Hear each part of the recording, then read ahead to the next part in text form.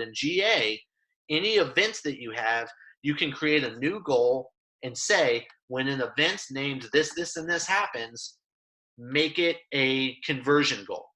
Why would we do that if the event is already in there? Simple, because once it's a goal, you can import it very easily into your Google Ads platform, or into Bing Ads, as it were, even Facebook now and stuff. So once it's a goal, bring it back into the ad platform, and when you do that, that's when you can start creating your custom columns and creating your custom optimizations and attributions. So right here are two that I just pulled a quick screenshot. I know that demo is not something, for higher ed, but you can go into Google Ads, go in and customize your columns, build out sample ones that say, close customer over demo set, and call it lead to demo conversion rate or demo to customer conversion rate. You can build out ones that say enrollments, that say interview scheduled, and all of these different things,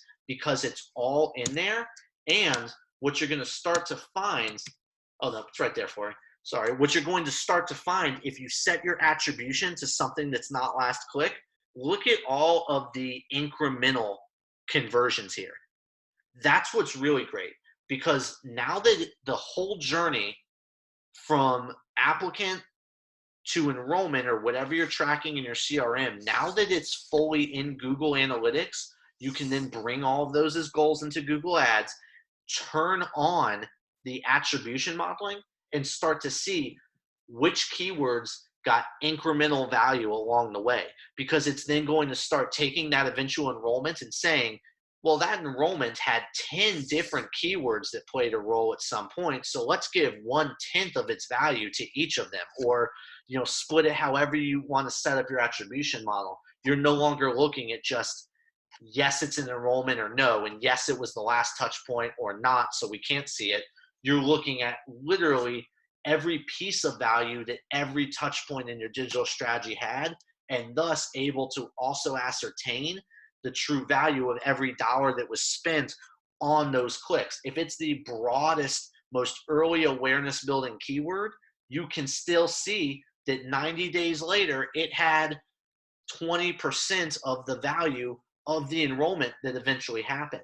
And when you start to do that, the reports you can create and the optimizations you can decide on are so much bigger than where we first started, when all we were looking at was application or lead volume.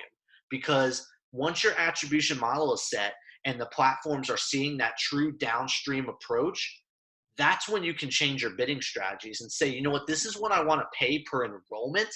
And it's going to start using those incremental value points and all the data signals available to ascertain whether or not to serve up ads for this very broad keyword, or at this time of day that maybe on the surface doesn't look like it converts well, but actually 90 days from now, it leads to students at a far better rate. It's going to start making those decisions that previously you really couldn't see.